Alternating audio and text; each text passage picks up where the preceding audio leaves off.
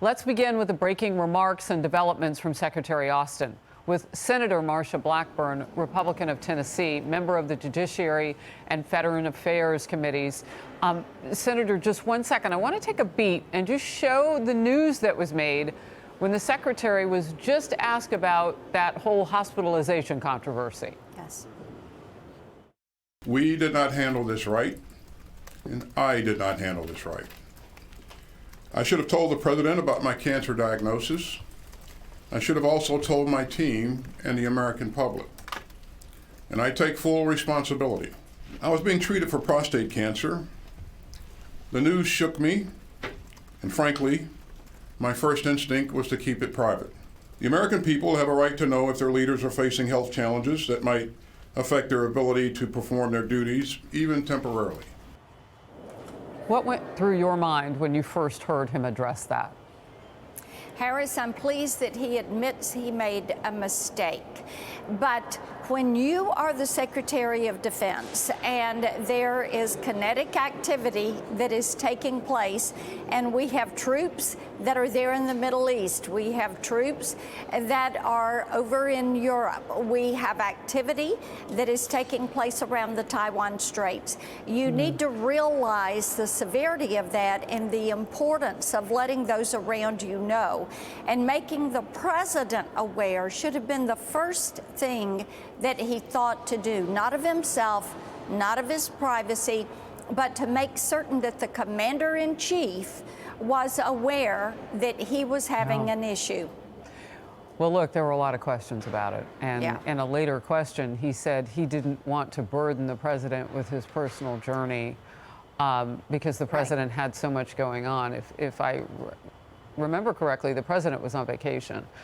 But anyway, Secretary Austin made it very clear about this part of the conversation with regard to Iran. And I would imagine in some corners this makes news. The White House is kind of beating around this. He said, I mean, plain speaking, the United States is not at war with Iran. Watch.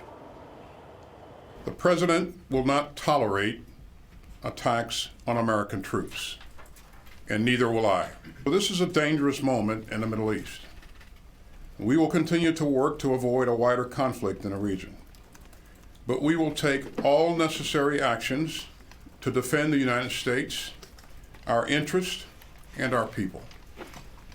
And we will respond when we choose, where we choose, and how we choose. And when he was asked, are we at war with Iran? He said the U.S. is not at war with Iran. Now, here's what the president said earlier today.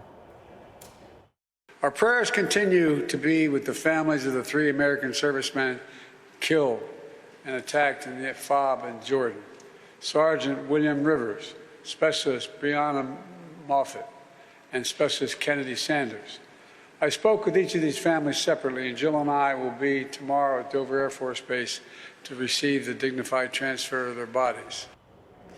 Obviously, the whole nation is mourning with those families. Fox has spoken with the families, and we know that they're grieving mightily, but we are right along with them with our prayers as much as we can be. They need the Lord right now. Yes, they do. And moving perhaps into the future now is this idea. Do you think Iran sees it the way we do? Do you think that Iran thinks that we don't think we're at war with them? Iran has the tendency to be into a skirmish with everyone through their proxies. And Harris, this is what we know. And they have been doing it, whether it's Hamas or Hezbollah or the Houthis or the IRG or ISIS Syria, Iraq. Iran is very content to being a part of the axis of evil right there with Russia, China, and North Korea. And this is one of the reasons we need to put those oil sanctions back on Iran. President Trump had this right in dealing with Iran. Now that they have gotten money under President Biden, what are they doing with it? They are funding these terrorist organizations. These organizations are striking at us. And Iran can say, we didn't carry out this attack. It wasn't us, but the attack would not have been carried out without the money, the missiles, the rockets, the armor, the training that is coming from Iran to these terrorist organizations. Our audience could see it. How the entire time you were talking, that's how long it took to show the 166 times we've been hit since October 17th. Part of that time, the Secretary of Defense was off grid and was communicating somehow or another that he was in the Washington area, which left the Situation Room reportedly with the belief that, well, maybe he's working from home, maybe he's still accessible. That was not true. And looking at where we are now, he was asked specifically about one of the retaliatory strikes, which was very minor coming from us. How confident are you in what you've heard today with Secretary Austin? What should next steps look like? I am very concerned about what I heard from Secretary Austin. What we do know is that these organizations understand strength and power. And if you are going to deal with them, you have got to take an aggressive step and send that message. President Trump moved forward. He took out Soleimani. That sent a message, and this is the type of step we need to take. We know where these terrorist organizations are. We know who their commanders are. We need to be forceful and send this message. You cannot kill our men and women in uniform. You cannot attack them, and if you do, we are going to hunt you down and take you out. Secretary Austin seemed to have harsher words for the Houthis than he does Iran. At one point, he said, they have a lot of capability, I have a lot more. You listed all of those Iran-backed groups and terrorists. I mean, they have tentacles that can go in many directions. I know on the Hill, along with the southern border crisis under the current president, I know on the Hill, this has got to be top one or two, just most dangerous threats to the United States. What is the talk? What has to happen next? Harris, people are very concerned about the Middle East, and Secretary Austin said the Middle East is a very dangerous place right now. Secretary Blinken has heightened what is happening in the Middle East and the concerns that are there. And of course, they do not want a broader war, but here is the nugget they need to remember. Appeasement will lead you to a broader war. Showing strength will stop it. This is why they need to take an action, and this is why they need to make certain that Iran understands in no uncertain terms that they cannot continue to do this. I'm going to ask my team one more time. Do we have it directly from Austin saying that we are not at war? Okay, they're working on that. I want you to hear it come out of his mouth again, because I think it is one of those things that was said today that communicates so much to our enemy. They can hit us 166 times through the killers that they hire and still have the man at the top of our military say we are not at war with a country that we know is doing this to us.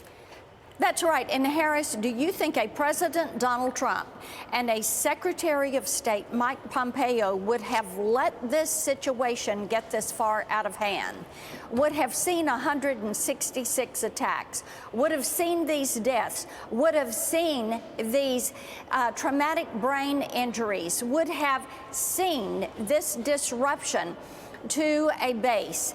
No, they would not. And I understand that they need to investigate this and find out why that drone was not taken out. They need to know where that drone was being commanded and who was in charge of it and what that decision was. I appreciate all of that, but I also appreciate the fact that Iran and these terrorist organizations understand one thing, and that one thing they understand is strength. And you cannot continue to embolden Iran. You cannot continue to let them sell their oil and make billions of dollars and then put that money into building nuclear warheads through uranium enrichment and through funding terrorism. Iran is the world's largest state sponsor of terrorism.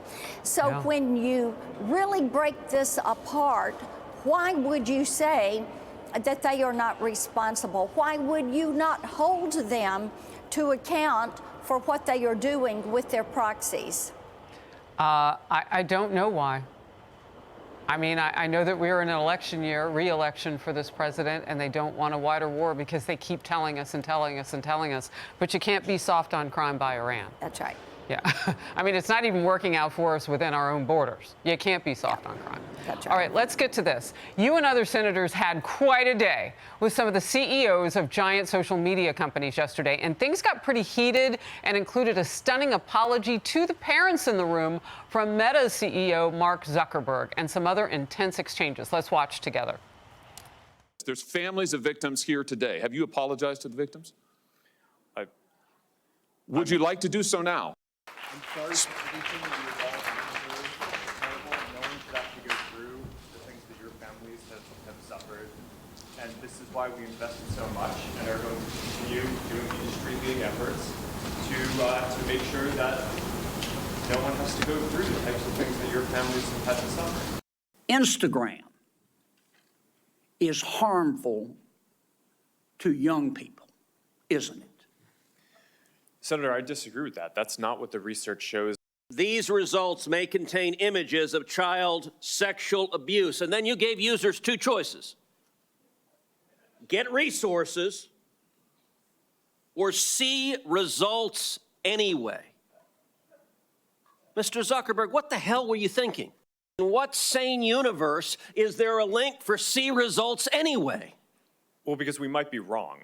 Why it is that Instagram is only restricting, it's restricting access to sexually explicit content, but only for teens ages 13 to 15. Why not restrict it for 16 and 17-year-olds as well? Senator, my understanding is that we don't allow sexually explicit content on the service for people of any age. How is that going? Children are not your priority. Children are your product. Children you see as a way to make money. Mr. Zuckerberg, yes, there are a lot that is slipping through. It appears that you're trying to be the premier sex trafficking Of course not, Senator. in this country. Senator, that's ridiculous. No, it Senator, is not ridiculous. Senator, your thoughts today in watching that back? It is so interesting that these CEOs could not give us straight answers. And when I asked Mark Zuckerberg what was happening with this sexually explicit material that is being pushed, not just on the site, but it is actually being pushed to kids. I asked if it violated their terms of service and their community standards, and he would not give me a direct answer on that. He should have said, yes, it violates. Yes, we're taking it down. Yes, we want to do better, but that is not what he said. He said, well, we're taking it down. And as you heard, no, you're not. If you're taking it down, you're doing a pretty sorry job of it because a lot is getting through. There is some research, Harris, that shows that every day 100,000 kids are force-fed sexually explicit material on these sites. It is being pushed to them. They're not looking for it. It shows up in their feed. And of course, we have 42 states' attorneys general that are now suing Meta because of the addictive features that they are pushing forward on children. That moment when he stood up, turned around, and apologized to those parents, what was that like to be in the room? You know, I wish that each one of those would have taken their turn at apologizing to those parents. You look at the amount of pornographic material on X. You look at what Snap has done, connecting kids to pedophiles and drug dealers. TikTok, with the kids that have done these TikTok challenges and lost their lives. Discord, which is used for chats in gaming, and kids are meeting really bad actors. Every one of them owed those parents that were in that room an apology, and those kids, friends of kids that had lost their life, that showed up wearing those T-shirts, I'm worth more than $270, which is what Zuckerberg said a teen was worth to them. on social media. I thought it was powerful. Senator Blackburn, very powerful. Great to have you in focus today. Good to be with you. Thank you. Hey everyone, I'm Emily Campagno. Catch me and my co-hosts Harris Faulkner and Kaylee McEnany on Outnumbered every weekday at 12 p.m. Eastern, or set your DVR. Also, don't forget to subscribe to the Fox News YouTube page for daily highlights.